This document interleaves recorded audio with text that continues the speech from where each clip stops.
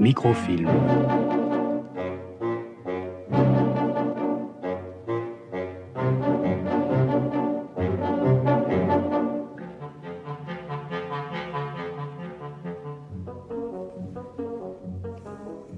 Microfilm, bonsoir, et une fois n'est pas coutume, des choses sérieuses. Le son, la voix, le bruit, enfin tous ces mots qui immédiatement se remplacent les uns les autres dès qu'il est question du fait que le cinéma, ça parle, ça fait du bruit, il y a de la musique, et que c'est un domaine traditionnellement moins étudié que le domaine de l'image. Il n'y a pas beaucoup de gens qui travaillent sur la question sérieusement, qui sont des chercheurs, au sens le plus modeste et le plus orgueilleux du terme. Il n'y a pas beaucoup de livres parus là-dessus. Disons, les discours dominants sur le son sont assez rachitiques et sont les mêmes depuis très longtemps. On va peut-être dire assez vite pourquoi ils se reproduisent avec une telle régularité. Michel Chion, en face de moi, a tout pour répondre aux questions sur le son, parce qu'il se les pose. 1, parce qu'il fait de la musique lui-même. 2, parce qu'il a écrit la critique de cinéma au Cahier du cinéma. Il a fait des courts-métrages. Et il a publié, avec une patience tout à fait louable, au fil des années, finalement une trilogie, 3 volumes, tous publiés au Cahier du cinéma, qui, au bout du compte, font sens, en tout cas font signe. C'est-à-dire qu'on a plutôt envie d'aller y voir de plus près et de voir à quoi ça correspond, qu'est-ce que ça veut dire, quelqu'un qui considère que rien de ce qu'on a dit ou de ce qu'on écrit sur le son au cinéma n'est satisfaisant parce que c'est plus mystérieux, plus énigmatique et plus compliqué que ça. Donc le livre, celui qui vient de sortir, donc s'appelle La Toile trouée, sous-titre La parole au cinéma, mais celui d'avant s'appelait Le son au cinéma et celui d'avant s'appelait La voix au cinéma. Donc on dirait qu'on fait le tour de la question en prenant cette question par différentes portes d'entrée. Donc peut-être qu'on peut commencer par une constatation assez banale.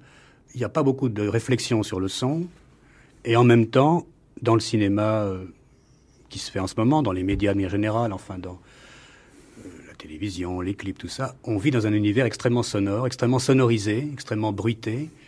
Les gens sont très friands d'effets spéciaux, d'effets stéréo. Maintenant, c'est l'effet Dolby.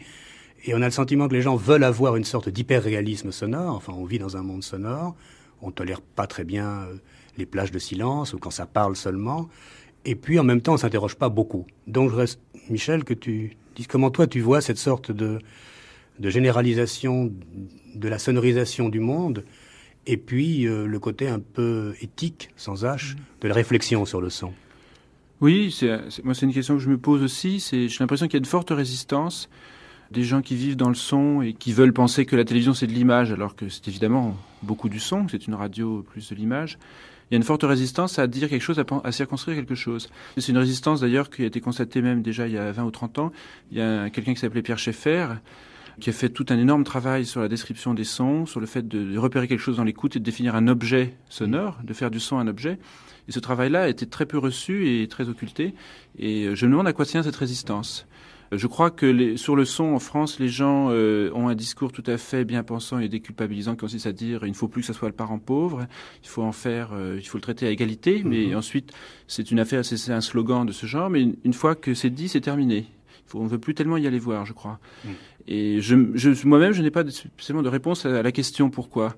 Pourquoi finalement faire du son un objet et puis subdiviser cet objet, etc. C'est quelque chose qui provoque une véritable résistance à nommer les choses, à les situer, à quitter le niveau d'un discours un peu bien pensant sur la question et simplement à regarder, à parler de ce que c'est. Et en même temps, plusieurs fois, tu t'es un petit peu servi d'une approche psychanalytique qui, jusqu'à un certain point, donne de très bons résultats, puisque c'est évident que le fœtus s'entend avant de voir, on est baigné dans un univers sonore avant même de voir quoi que ce soit. Et donc même si la lumière se déplace beaucoup plus rapidement que le son, de toute façon, il y a un décalage aussi dans l'histoire biographique des gens qui fait qu'on a enregistré beaucoup de sons, beaucoup d'informations sonores avant même d'avoir vu quoi que ce soit.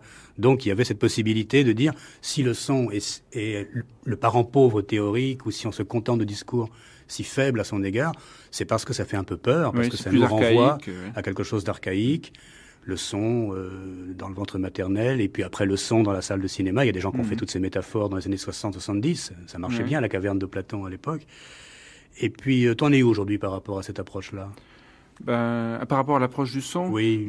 mon impression c'était que plus j'avançais dans le sujet, plus il se dissout, c'est-à-dire que La Toile trouée, c'est un livre beaucoup moins centré que le premier. La Voix au cinéma, c'était un livre très centré, où je me suis dit finalement, pour entrer dans le sujet, la voix c'est quand même le centre du son au cinéma, de même que quand il y a un plan, un visage humain, où l'humain est le centre du plan, c'est ça qui centre vraiment le regard et le reste. Et donc ça, je me suis effectivement là servi d'un discours psychanalytique, notamment le livre de Denis Vasse, que j'ai trouvé magnifique. Ça, oui. Après, comment? L'Ombilique et la Voix. Ouais, c'est ça, L'Ombilique et la Voix. Au Champfreudien. Qui est un très beau livre. Dominicain lacanien. Oui, c'est ça. Un livre pas assez connu, à mon avis. Oui, non, c'est un des rares livres, il y a quelque chose qui est dit sur la voix et le son qui est magnifique. Et le second livre était déjà plus éclaté, le son au cinéma, parce qu'en fait la moitié était consacrée à la musique, dont j'avais pas voulu faire un thème en soi.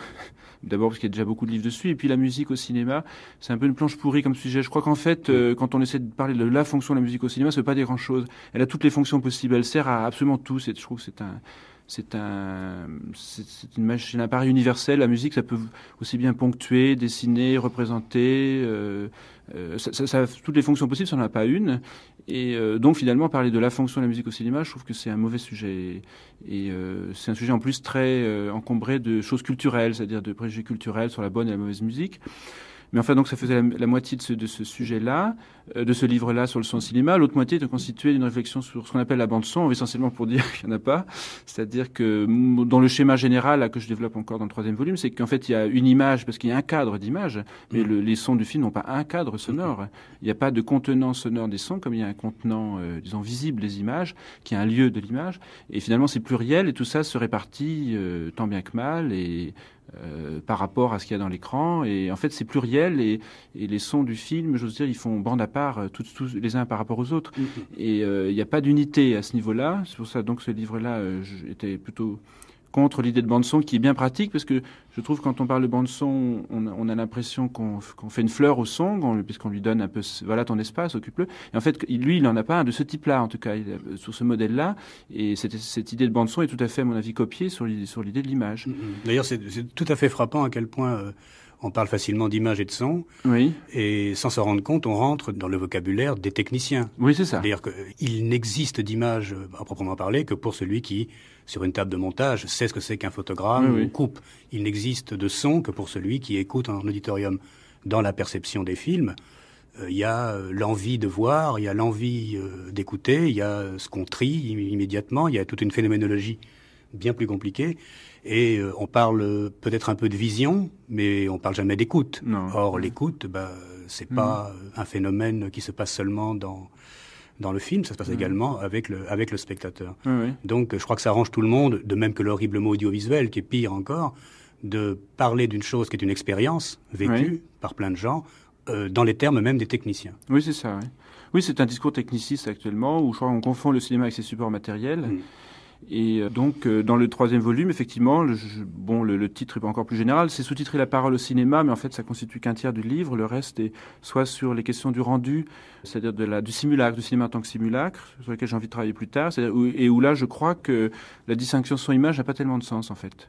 Je crois qu'il y a des sensations cinématographiques, puisque une sensorialité cinématographique qui se décrit pas du tout en termes de son ou d'image. Ne serait-ce que pour parler d'une chose aussi simple que le rythme. C'est quoi le rythme? C'est ni visuel ni sonore. Donc finalement, plus j'avance dans le sujet, plus pour moi il se dissout. Mais enfin, c'était effectivement, comme tu as dit, plutôt une entrée dans le cinéma, dans la totalité du cinéma, qu'un sujet que je voulais strictement délimiter et fermer en lui-même par rapport à ce qu'on appelle l'image. En fait, quand on parle d'image, on ne sait pas non plus ce que c'est, puisqu'on met dedans quoi? Les acteurs, ce qu'ils disent, l'action, ça, c'est également...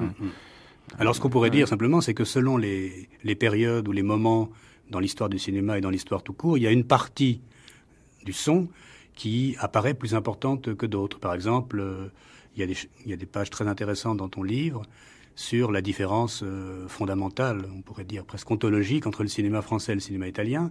Oui. Parce que le cinéma français s'est passionné pour le son direct. Alors on va reparler du son direct et de tout ce que ça a entraîné. Là où le cinéma italien a toujours opté plutôt pour la post-synchro. Et à certains moments, c'est la musique qui l'emporte. On pourrait dire aujourd'hui le triomphe des clips, le modeste triomphe des clips, est une manière de signifier qu'on n'a vraiment rien à dire de toute façon, et qu'autant on pourrait revenir à la musique du muet, sauf qu'au lieu que cette musique soit jouée dans la salle, elle serait directement sur la bande. À d'autres moments, ça a été la parole des gens et la langue parlée, le débat sur le sous-titrage. À d'autres moments, c'est la musique qui a tout colmaté, comme dans le cinéma hollywoodien. Comment tu vois aujourd'hui, comme ça, pragmatiquement, qu'est-ce qui est important dans le son pour les gens qui font les films et pour les gens qui les voient? Ah oui. Par quel bout ils prennent cet énorme continent? Parce que moi, à mon avis, alors je souffle ma réponse, c'est beaucoup moins la parole qu'avant, mais est-ce que tu es d'accord avec ça?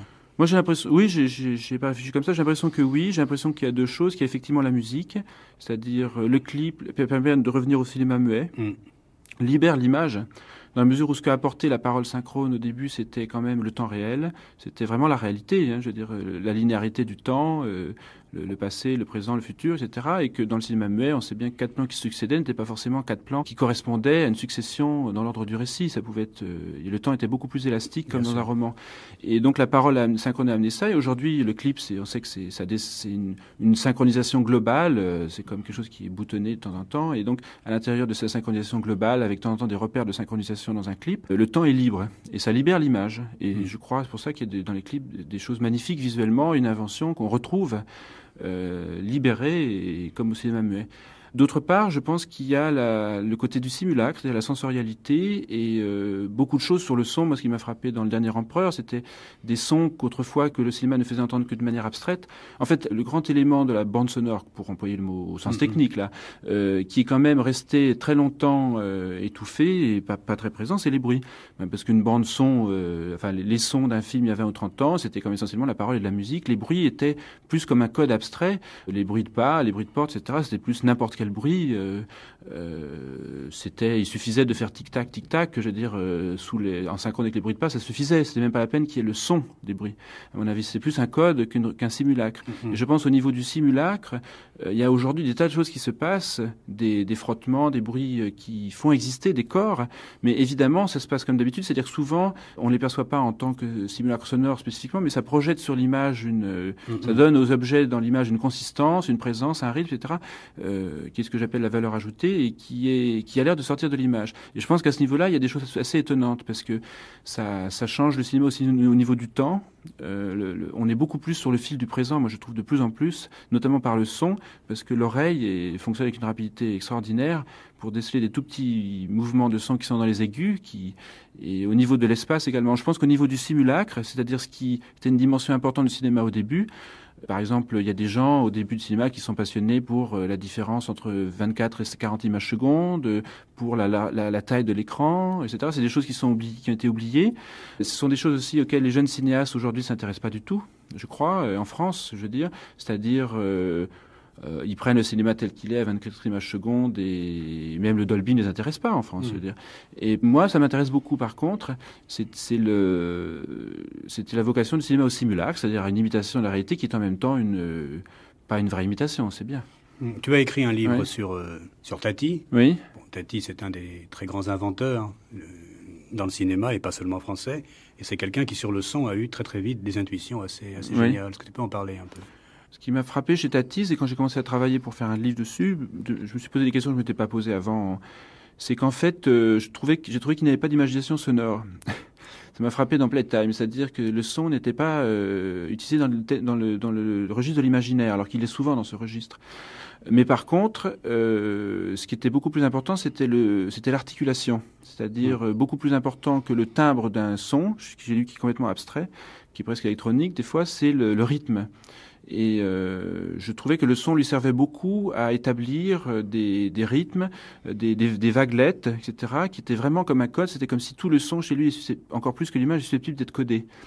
C'est comme si l'articulation sonore, le fait, par exemple, si c'est des voitures qui passent, lui, il fait les sons des voitures une à une, et puis le fait qu'un son s'arrête et puis qu'ensuite qu'il reparte et que ça arrive, c'est comme s'il y avait quelqu'un qui parlait. C'est comme si une langue, comme si tout le son était susceptible de devenir un langage. Et moi, ça m'a frappé pour ça. C'est-à-dire que le son n'a pas de chair, celui n'a pas de... il désincarne même ce qui est dans l'image, souvent le son. En fait, je crois que c'est le contraire de Bresson, moi je trouve. Je trouve que chez Bresson, c'est un des rares cinéastes chez qui le son est travaillé comme un peintre ferait la surface d'un verre. Bresson travaille vraiment le son comme un peintre, souvent. Il y a vraiment un rendu de la matière formidable. C'est un impressionniste. Oui, Bresson, parce qu'il parle tout le temps de l'impression que font les choses. Oui. On sent tellement la matière, je trouve, avec le frottement d'une galoche ou d'une clé dans une serrure. C'est tellement concret, c'est tellement le monde concret, la résistance du monde concret. Et chez Tati, je trouve, c'est complètement autre chose. Et c'est ça qui m'a frappé. C'est une oreille très très spéciale qu'il a et qui écoute surtout dans le son le fait qu'il s'arrête, qu'il s'interrompt et qu'il reprenne après, comme si c'est du son discret, comme on dit. C'est en linguistique. Je trouve que c'est très proche du langage, en fait. C'est un son qui est susceptible d'être entièrement codé et donc la partie charnelle du son ne l'intéresse pas tellement, en fait. C'est ça mon impression. Et, enfin, je sais pas, c'est comme ça que je l'ai senti. Oui, non, c'est vrai. Il y a aussi des rapports avec Fellini, bien sûr, entre le son chez Tati et le son chez Fellini. Il m'a fait le mélange des langues, par exemple. Le mélange des langues chez Fellini, qui effectivement frappe le langage un peu de relativité, des fois. C'est-à-dire le fait d'entendre plusieurs langues à la fois, qu'on peut passer d'une langue à l'autre. Mais chez Tati, évidemment, c'est la langue anglaise, c'est-à-dire c'est la langue internationale, quoi, qui l'emporte, quoi. Ah oui, Tati, c'est vraiment le premier des jours de fête avec l'histoire du facteur qui va travailler à l'américaine. Oui. C'est vraiment, dans la France de l'après-guerre, c'est sociologiquement le début de apprenons à écouter cette langue anglaise. Oui. Et ce qui est drôle d'ailleurs, c'est que cette langue anglaise, on l'entend de plus en plus et on l'entend même à travers le doublage qui est fait, surtout dans les séries télévision. En français, c'est un français étrange. C'est-à-dire qu'il s'est créé une sorte de français bis ou d'anglais bis qu'on peut même identifier comme étant une langue virtuelle, une langue possible, mais pas une langue réelle. C'est-à-dire que personne ne parle comme ça. Oui, c'est ça, je me suis demandé, justement, j'en parle un petit peu dans le bouquin. Bon, dans les films anglais, et on dit toujours « let me tell you something », laisse-moi te dire une bonne chose. Et est-ce que on l'entend sans arrêt dans les feuilletons, dans les séries, ces manières de parler. Est-ce qu'on les emploie dans la vie? Je me demande. Est-ce que le langage de Colombo, ou des séries de Starsky Hutch, qui est en fait une adaptation française de tas de tournures qu'on n'a pas en français, est-ce que ça passe dans la conversation ou est-ce que ça fait une autre langue?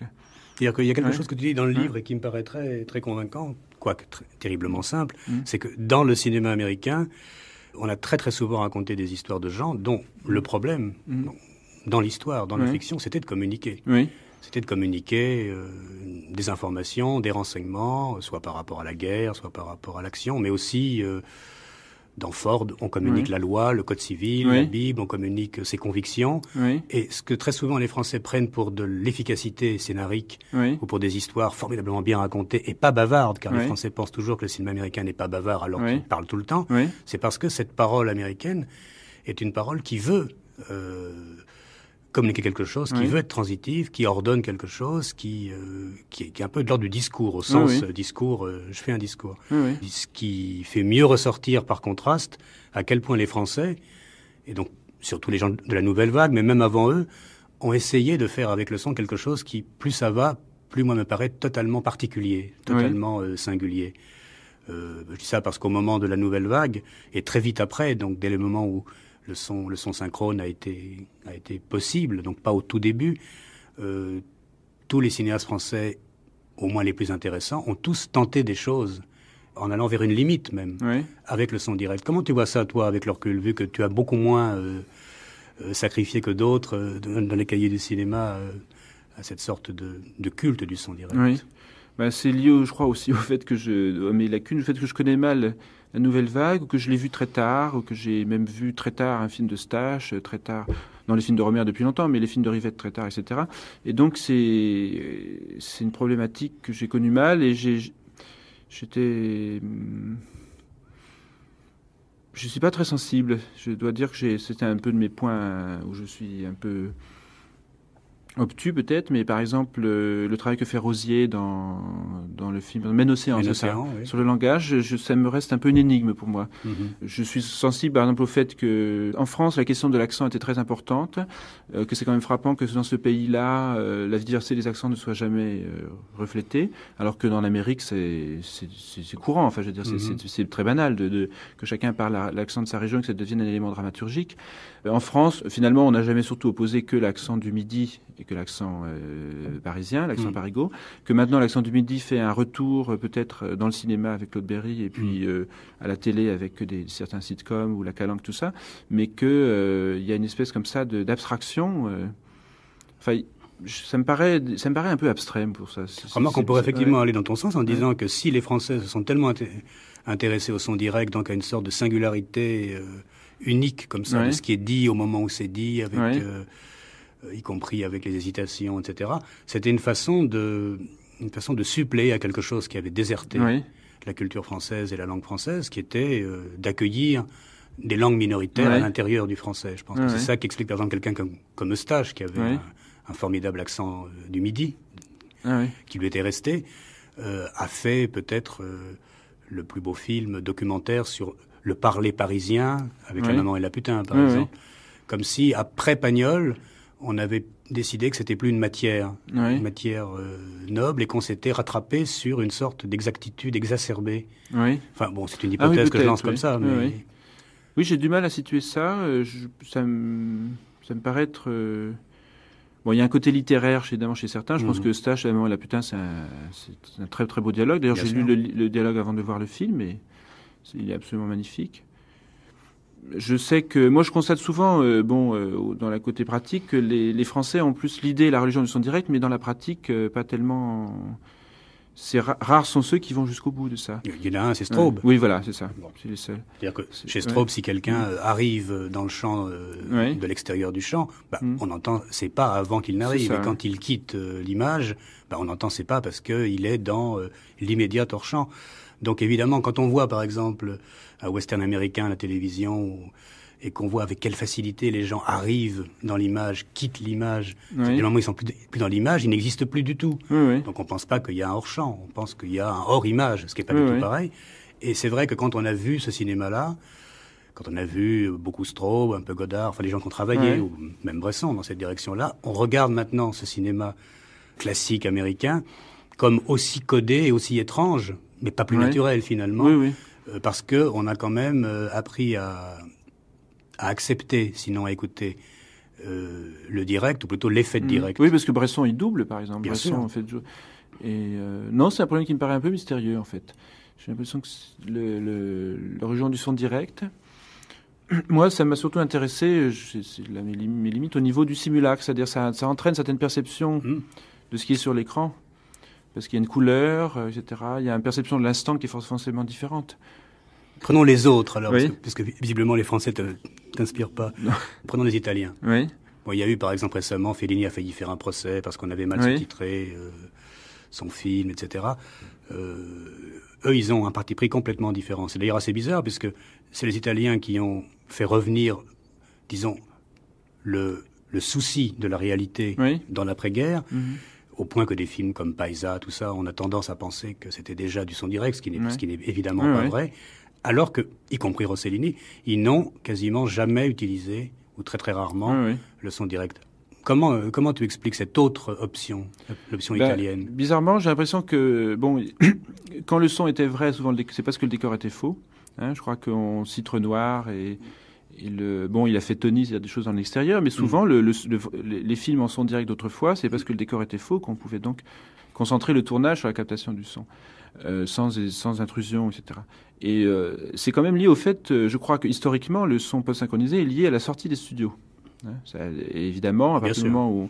Et donc, à décor faux sont vrais, à décor vrai sont faux, c'est un petit peu comme ça s'est posé techniquement. Et les Italiens, c'est avec le néoréalisme, je crois, ça a été la conquête de l'espace extérieur. Et puis, je sais pas, historiquement, ce qui s'est passé, c'est qu'ils ont retrouvé quelque chose qui existait dans le muet, c'est-à-dire les castings absolument internationaux. ce qui permettait à Visconti, qui lui a fait, je crois, un film en son direct. La Terre tremble. C'est La Terre tremble. Et après, il a viré complètement dans le camp des castings internationaux, et Burt Lancaster, Alain Delon, faire les Grangères, etc. Pour en arriver à Fellini, qui lui, en fait, prend maintenant souvent des acteurs différents pour la voix, pour l'image. Moi, je crois que peut-être il y a des rapports, par exemple, peut-être, je dis ce qui me passe par la tête, des rapports avec les marionnettes. Dans les marionnettes, la voix, il y a le corps, il y a la voix. Je crois quand on a une culture où les marionnettes sont importantes, c'est pas du tout gênant que la voix soit faite séparément. Oui, parce qu'évidemment, tous les films français à base de son direct sont comme par hasard des films de moralistes qui traitent comme grand sujet le libre arbitre. Oui. Donc il y a intérêt à ce que la marionnette soit totalement autonome, puisque c'est peut-être Dieu, comme dans les versions romériennes. Ou le grand autre, peu importe, mais ça peut pas être quelqu'un qui manipule comme dans les films de Cyberberg ou de Ruiz ou de Manuel de Oliveira, qui sont des gens beaucoup plus baroques. Et puis peut-être le fait on dit que les Italiens parlent avec les mains. La notion de synchronisation est différente là-bas parce que on sait que techniquement ils sont beaucoup plus cool et beaucoup moins précis et secs sur la synchronisation qu'en France. Peut-être parce que la voix est dans un mouvement d'expansion et tout ça, et très collectif la voix. La voix n'est pas quelque chose de très particulier qu'on se garde comme en France où chacun a sa voix et où on se les échange pas. Ce qui me frappe, c'est le côté à la fois généreux des voix dans certains films italiens et le côté interchangeable.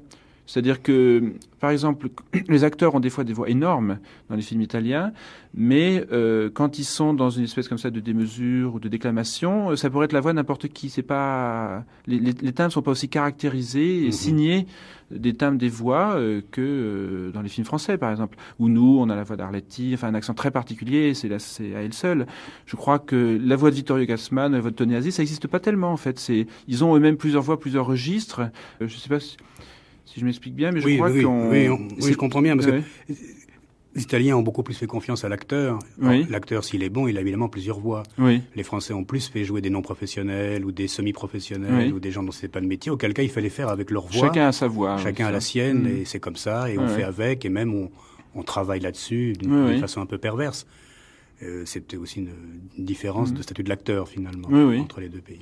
Moi, je crois que le timbre de la voix n'a pas tellement d'importance chez les acteurs italiens. Ils en ont plusieurs. Ils ont un registre. C'est pas un objet de propriété, tout ça. Alors oui, pour Fellini, le procès sur Intervista, mais ça a bien prouvé effectivement que les mots avaient de l'importance pour lui. Il a effectivement une manière de délivrer les mots dans les films de Fellini. Moi, je crois que ce qui est important chez Fellini, c'est que c'est un des très rares cinéastes à ne pas faire un découpage, des changements de plan qui soulignent ce que disent les gens. Moi, je crois que dans la plupart des films, le découpage cinématographique soi-disant visuel est quand même construit autour des articulations du discours. C'est-à-dire pour mettre en valeur soit le passage soit l'écoute de quelqu'un par rapport au mot d'un autre, soit le changement d'interlocuteur, soit le silence qui vient après une réplique importante. Et ça, je crois que le cinéma américain est très oratoire pour ça, c'est ce que je disais. Je crois que le cinéma américain est assez oratoire. C'est-à-dire que le découpage est vraiment centré sur le discours, soit un discours tenu effectivement, soit un discours latent, comme une sorte de procès ou de plaidoirie ou d'échange de thèses. Et que Fellini, lui, je crois que quand il change de plan, ça n'est fait ni pour souligner ni pour nier les articulations du discours. C'est indépendant. Ce qui fait que souvent on a du mal, je crois que même en italien, on a du mal à suivre la parole. D'une part parce qu'elle est abondante, d'autre part parce qu'elle n'est pas renforcée. Le découpage n'est pas centré sur la parole. Et je crois que c'est assez original, en fait, malgré tout.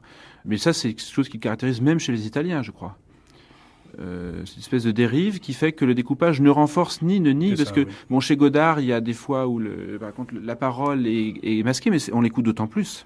Je trouve que le cinéma de Godard est très centré sur les mots, en fait. Bien sûr, oui. Y compris et surtout quand elles sont masquées avec un masque qui fait qui attire l'oreille vers les mots. Ce que tu dis dans le livre, à un moment, il y a quand même deux types de cinéastes. Il y a ceux qui, de toute façon, ne peuvent pas ne pas confronter très violemment sous toutes les façons possibles deux registres qui, de toute façon, ne se mélangeront pas, qui sont le sonore et le visuel. Mais ça peut être un fil directeur obsessionnel pour des gens comme Straub, qui est celui qui est allé le plus loin. Godard va le plus loin possible, et puis à un moment, il coupe. Alors, il coupe l'un des deux. Oui, c'est ça. Alors, soit il continue l'image, ou il continue le son, et tout d'un coup, il manque quelque chose qui avait la seconde d'avant, mais la chose qui reste, elle, du coup, on l'écoute terriblement, ou on la regarde terriblement, et puis en fait, il n'y a rien de plus. Donc, c'est comme si c'était une leçon perpétuelle de perception. Godard, c'est toujours leçon de perception. C'est un physiologue, au fond. Et puis il y a l'autre tradition peut-être plus raisonnable, moins cruelle, moins dogmatique, que Fellini symbolise bien, où les deux flux sont toujours parallèles, Oui. et simplement il y a des moments où ça se contamine comme ça à distance, mais on ne pense pas que le son et l'image s'appartiennent l'une à l'autre. Oui. Et ces deux façons de voir, de faire le cinéma totalement différentes. La seule chose qui fait qu'elles se ressemblent de plus en plus, ces deux façons qui étaient si différentes, c'est le triomphe de la télévision, qui n'est même pas ça, puisque c'est de la radio avec un peu de lumière, donc c'est Oui. tout à fait autre chose. Donc c'est vrai que quand on regarde beaucoup de télévision et qu'on voit après un Godard et un Fellini, pour prendre deux cinéastes terriblement différents, il y a quand même des points communs, tout bêtement parce que pour eux, c'est une question qu'il faut résoudre. Alors que pour les gens de télévision, la question est en principe déjà résolue, alors qu'elle n'a pas encore été posée. Je voudrais poser une question beaucoup plus pragmatique, c'est quand tu vois des films qui sortent comme ça, est-ce que ça t'arrive d'être choqué ou révolté par le traitement du son? Oui, je trouve souvent dans les films français, le son est inutilement laid, c'est-à-dire c'est surtout pour ça. Moi, que le son soit banal et simple, ça me dérange pas du tout, parce que je regarde les films comme tout le monde à ce niveau. Ça me gêne souvent que certains films dont on voit bien que l'image est chiadée, que le son soit laid, c'est-à-dire qu'il soit mal enregistré, qu'il soit mal traité, qu'il soit je vois ça quand même dans pas mal de films français où il y a une prétention visuelle, évidemment esthétique au niveau visuel, parfois un peu inutile ou un peu kitsch ou un peu pompière, et par contre le son est vraiment mal foutu et la matière est pas belle, le son c'est ingrat à écouter, les moindres bruitages souvent dans certains films français déchirent l'oreille, il y a quelque chose qui est vraiment discordant et qui me fait un peu souffrir parfois. Je trouve que c'est simplement c'est dû aux conditions où on travaille en France. C'est dû parfois, je crois, au réalisateur qui n'a pas su prendre un parti, donc qui a commencé à tourner en son direct pour avoir le plus de son direct. Ensuite, il était obligé d'en jeter une partie parce qu'il n'avait pas bien préparé son tournage. Alors, on a doublé une partie du film, et puis ensuite, on a voulu homogénéiser les deux, donc c'est une purée épouvantable. Et je vois pas pourquoi certains films sont obligés d'être ingrats au niveau du son. C'est à ce niveau-là, un peu, disons... physiologique que ça me fait souffrir. Sinon, au niveau du contenu, ça m'est complètement égal un son où il y a qu'un dialogue ininterrompu avec des effets sonores inexistants et une musique. Ça me dérange absolument pas, ça me gêne pas du tout. C'est plutôt ça. C'est plutôt quand il y a une prétention au niveau de l'image de sensualité, de quelque chose, mais par contre que le son, on voit bien ça le dément complètement. Et il n'y a pas une raison encore plus pragmatique qui est que les salles de cinéma sont mal équipées? Oui. Ou peut-être aussi, il y a aussi le fait, en tout cas à Paris, souvent on met systématiquement le Dolby trop fort, chose qui est ridicule parce que c'est pas un film Dolby n'est pas forcément un film rock. Je crois que certains exploitants confondent encore les films en Dolby avec les opéras rock. Enfin, certains films, le son est fait pour être fort, mais si c'est frantique, tout ça, il n'y a aucune raison de mettre le son fort. C'est un son qui doit être mieux défini et mieux aéré, avec une précision de l'écoute plus grande, mais il ne faut pas l'asséner à un niveau énorme. Et ça, effectivement, c'est vraiment une mauvaise compréhension de la chose. Et là, effectivement, c'est le public qui se tolère absolument n'importe quoi au niveau du son, qui se laisse complètement assommer par le son. Il y a un phénomène de niveau sonore qui devient terrible, mais aussi peut-être parce qu'il y a des générations aussi de 17-18 ans. Si on vit avec un Walkman sur les oreilles pendant plusieurs heures, forcément le niveau général d'écoute, on est obligé de le monter à chaque fois. C'est un véritable problème. En dehors de ça, je pense qu'il peut y avoir à écouter dans un film, en fait, aussi bien par l'image, c'est-à-dire que... Bon, je sais pas, je me disais ça, j'ai vu hier soir le film de Ridley Scott, Traqué, qui est pas aussi réussi, que j'aime pas autant que les précédents, mais où je trouve qu'il y a des belles choses. Et je me disais, il y a peut-être des cinéastes auditifs aussi par l'image. C'est-à-dire, ils font passer, parce que par exemple, Ridley Scott, il fait bouger tellement, enfin, il a une manie, c'est de faire bouger la lumière sans arrêt, avec tous les prétextes possibles, mais qu'il l'attrape comme ça avec l'image, et choses qui sont plutôt souvent auditives. Je pense qu'il y a des auditifs de l'image, et des visuels du son, notamment. Et je pense qu'on peut recevoir très bien un film auditivement par les yeux, et je crois que dans le muet, il y avait des choses comme ça. Et visuellement, par les oreilles aussi. Ça dépend des cinéastes. C'est pour ça que je pense que Godard, par exemple, moi, je le trouve pas très auditif, moi. Je trouve un visuel du son. Ouais. J'ai l'impression, oui. C'est quelqu'un qui essaie de matérialiser, presque comme un savant, comme si on pouvait voir le son. Oui, alors, c'est ça. Donc, le voir au moment où il sort d'un corps, chez les chanteurs, au moment, comme si on pouvait photographier la vibration même. Oui, oui. Ça m'a frappé dans Soin de ta droite, qui est un film que je trouve assez brillant, mais que moi je trouvais très énervant, parce qu'il y avait un bavardage sonore, je trouve qui n'était pas pertinent par rapport au son. Il faisait avec des sons, des choses qui pour moi n'avaient pas tellement de force par rapport à ce matériau-là. Et puis, bon, par exemple, Godard, ce qu'il fait souvent, c'est quand il met une voix off, enfin, je veux dire, une voix hors champ, des gens qui parlent, c'est inscrit dans un espace réel d'un café, on sent que ça résonne. C'est comme si une image continue à côté de la première image, en fait. Bien sûr. Plutôt quelque chose qui s'adresse proprement à l'oreille. Mais je pense que c'est comme ça partout, c'est-à-dire que l'audition, la vision sont des choses qui peuvent passer dans les différents canaux sensoriels et je pense que si je continue, c'est des choses qui m'intéressent, effectivement. Je crois que les aveugles le voient de certaine manière. Ils adaptent l'audition à la vision, à des fonctions que la vision assure. Tu ne crois pas, c'est bien dire, parce que je vais faire venir ici même bientôt une femme que j'ai rencontrée à Valence, et qui est aveugle, qui va beaucoup au cinéma, qui adore Godard, qui d'ailleurs doit le cinéma à Godard. Ah, ça c'est marrant. Je pense qu'elle est d'accord pour venir ici, et donc on va aller plus loin dans cette direction tout à fait paradoxal en apparence, c'est que dans la mesure où le cinéma est aussi un art de la durée, donc le son dure et l'image dure, la durée c'est quelque chose qui concerne les aveugles aussi. Donc ils peuvent se repérer très très finement, y compris en dehors de l'image. Je ne sais pas s'il reste beaucoup de temps, mais je voudrais quand même que tu dises 2-3 mots avant qu'on se sépare, sur comment aujourd'hui on voit, comment tu vois et comment tu crois qu'on voit le muet. Enfin, ce qu'on appelle le muet, et que d'ailleurs, dans une phrase assez brillante dans le temps, tu avais plutôt appelé le cinéma sourd, ce qui serait une bien meilleure... Ah oui. Comment on voit le muet ? À la lumière de tout ce qui s'est passé depuis, comment ça bouge le fait qu'il y ait eu tellement d'agitation comme ça, avec des orchestres dans la salle. Ah oui. Oui, c'est vrai que dans le livre, il y a un article sur le... Moi, ça m'énerve un petit peu, et j'ai écrit des articles par rapport à ça, les occasions où un compositeur contemporain daigne se pencher sur un vieux film et prétend traiter ce film comme un texte, en mettant son texte parallèle à lui et dialoguer avec le film, comme c'était fait avec Dreyer, tout ça. Je trouve ça vraiment d'une prétention assez grande et d'un mépris par rapport au cinéma assez grand. Mon idée sur la musique du cinéma muet est assez simple. Je pense que... Il y a peut-être eu des cas où c'était une musique sophistiquée, mais je crois que la musique populaire, c'est quand même ce qui va mieux au cinéma. C'est-à-dire une musique qui crée une base rythmique simple, une base colorée simple, et qui permet au rythme très délié du film de se lire avec ça.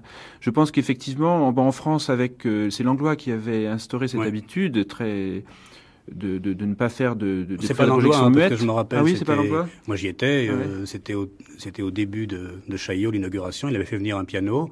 Il voulait qu'on passe du piano pendant les films. Et c'est nous, les gens de la Cinémathèque de l'époque, qui ont dit mais non, quelle horreur, pas de ça. On veut voir évidemment les Buster Keaton dans une sorte de drôle de silence, car c'est pas vraiment du silence. Langlois voulait que. Ah bon, il a renoncé. Je croyais qu'est-ce qu'on se dit. Mais par exemple, dans d'autres pays, c'est très courant de projeter les films avec de la musique. Je crois que c'est pour ça que le problème est dramatisé en France. Moi, je crois que la solution est du côté de la musique populaire, en fait. Eh bien, c'est une fin inattendue, formidable, à laquelle on ne peut que souscrire, une fois qu'on aura lu La parole au cinéma, La toile trouée par Michel Chion au Cahier du cinéma. Merci Michel.